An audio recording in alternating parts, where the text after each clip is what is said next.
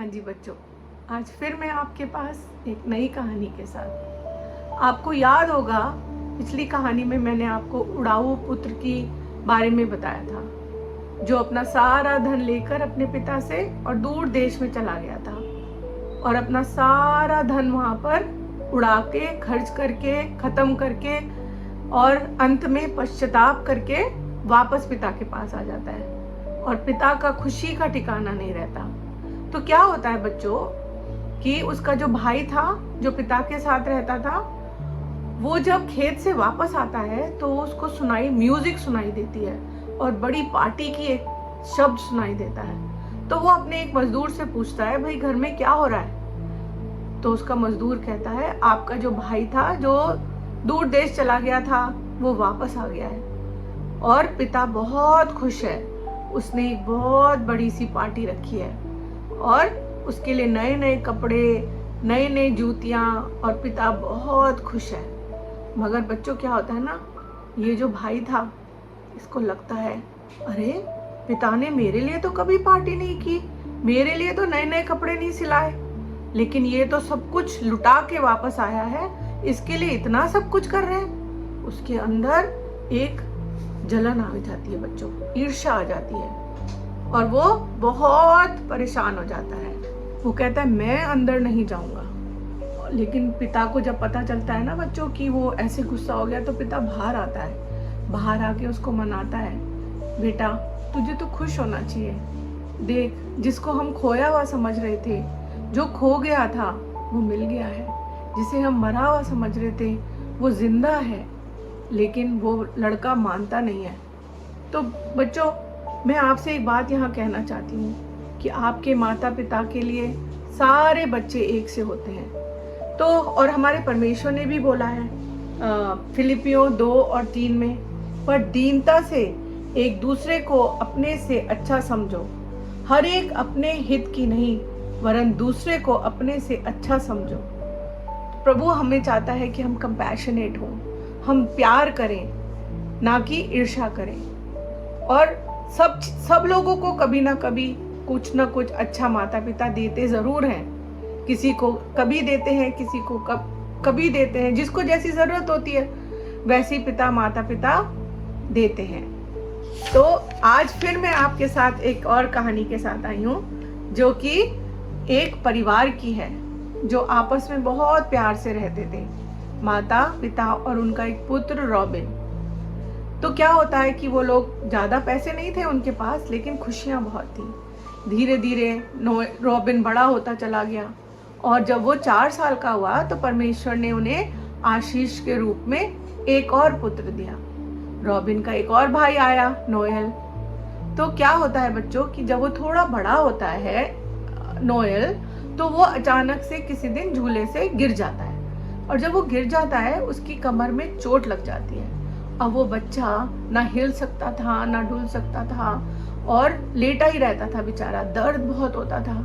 तो क्या हुआ कि जब वो इतना परेशान था ना नोएल, तो उसकी मम्मी पापा का सारा ध्यान नोएल के प्रति लग गया। उस पे खर्चा भी होने लगा और ये लोग तो सारा वक्त उसकी सेवा करते रहते थे, ध्यान रखते थे और माता का ज्यादातर टाइम नोएल की देखभाल में निकलता था। लेकिन क्या होता है ना, रॉबिन को ये लगता है कि मेरी माता मुझसे प्यार अब नहीं करती, अब तो ये सिर्फ नोएल से प्यार करती हैं। धीरे धीरे उसको ये लगने लग जाता है कि मेरे पिताजी भी सारा पैसा नोएल के ऊपर ही लगाते हैं, मुझे तो कोई नई चीज लाके नहीं देते, मेरे को तो मेरे साथ खेलते भी नहीं है। लेकिन ऐसा नहीं था, क्योंकि वो नोएल बेचारा परेशान था, इसीलिए वो उसकी सेवा कर रहे थे। अब ये बच्चा बहुत इरिटेटेड रहने लगा, बहुत गुस्सा इसको आता था, चीजें उठा उठा के फेंकने लग जाता है कभी कभी, और नोएल से भी ठीक से बात नहीं करता था और अपने कमरे में बंद होके अकेला बैठा रहता और बस उसको यही लगता कि मेरे पेरेंट्स मुझसे प्यार नहीं करते, मुझे टाइम नहीं देते, मेरे लिए चीजें नहीं खरीदते।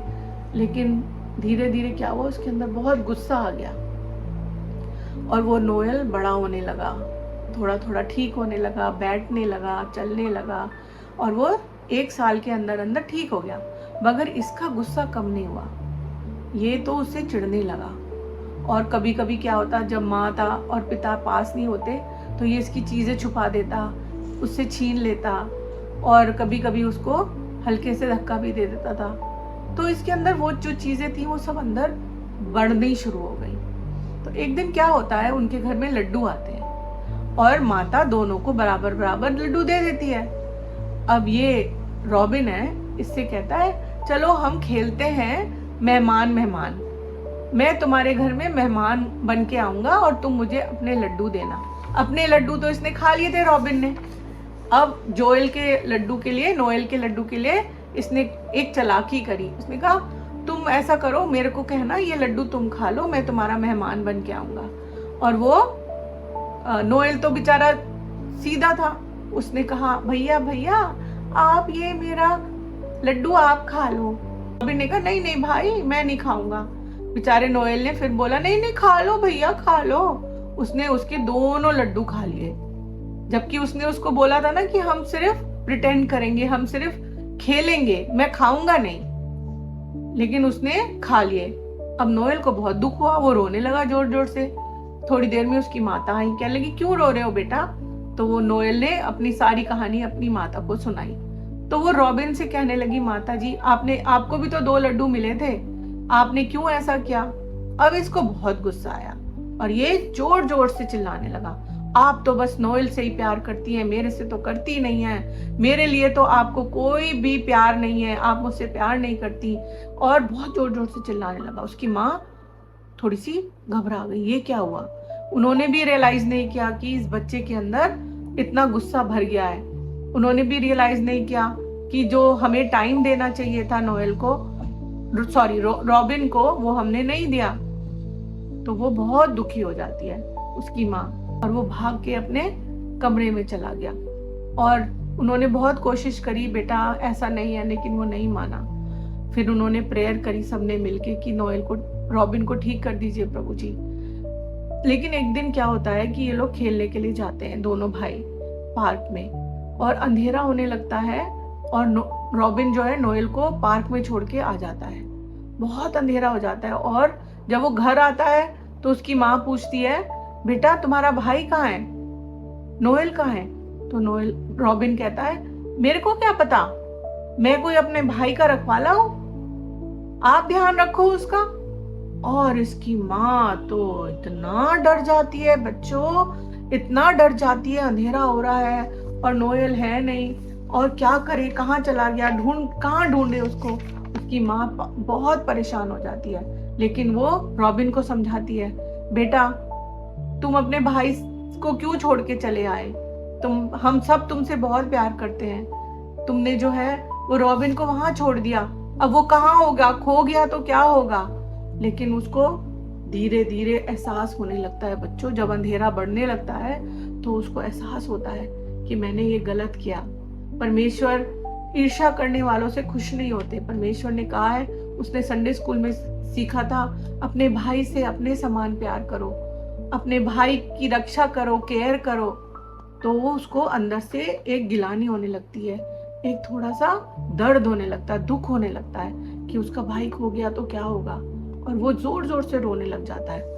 उसकी माँ उसके पास जाती है, उसको गले से लगाती है और चूमती है, प्यार करती है, बेटा हमारे लिए सारे बच्चे, दोनों बच्चे एक बराबर हैं, तुम्हारे मन में क्यों ऐसी बात आ गई। और ये लोग आपस में बात कर रहे होते हैं, इतनी देर में एक अंकल, दादाजी जो पार्क में घूम रहे थे, वो नोएल को लेके आ जाते हैं। और जो है रॉबिन नोएल से चिपट के इतना रोता है और बोलता है भाई मुझे माफ कर दे। लेकिन क्या होता है बच्चों, अब मैं आपसे एक बात बोलना चाहती हूँ कि कभी कभी आप सबको ऐसा लगता होगा ना, कभी कभी कि आपके माता पिता आपसे प्यार नहीं करते, आपके बहन या भाई से ही प्यार करते हैं। लेकिन बच्चों ऐसा बिल्कुल नहीं है, मैं आपसे बोल रही हूँ कि ऐसा बिल्कुल नहीं है। दोनों बच्चे अपने माँ बाप के लिए एक बराबर होते हैं। तो कभी भी आपको अगर ऐसा लगे तो आप पहले प्रार्थना करो, परमेश्वर से बोलो कि ये बात मेरे अंदर से निकाल दीजिए, और फिर प्यार से इज्जत के साथ अपने माता पिता के पास बैठो और बोलो कि हमें माफ कर दीजिए, हमारे अंदर ये चीजें आ रही हैं कि हमारे अंदर ईर्ष्या आ रही है और हमें लगता है कि आप हमसे प्यार नहीं करते। तो बच्चों आप बिल्कुल चौंक जाओगे जब आपके माता पिता आपसे बोलेंगे कि हम आपसे भी उतना ही प्यार करते हैं। आप ऐसा करके देखो, आप बात करो अपने पेरेंट्स से कि हमारे अंदर ये सब चीजें आ रही हैं। आपको अचंभा होगा जब आपके माता पिता आपसे बात करेंगे। तो अगर आपको कोई प्रॉब्लम है तो आप नीना आंटी से भी बात कर सकते हो, ठीक है। और परमेश्वर ने बोला है ना वचन में, गलतियों 5:26 में लिखा है ना, हम अभिमानी ना बने, एक दूसरे को चुनौती ना दें, एक दूसरे से ईर्ष्या ना करें, जलन ना रखें। तो बच्चों, परमेश्वर भी हमसे चाहता है कि हम एक दूसरे से प्यार करें। तो आज के लिए इतना ही। मैं फिर मिलूंगी आपसे एक नई कहानी के साथ। तब तक के लिए बाय।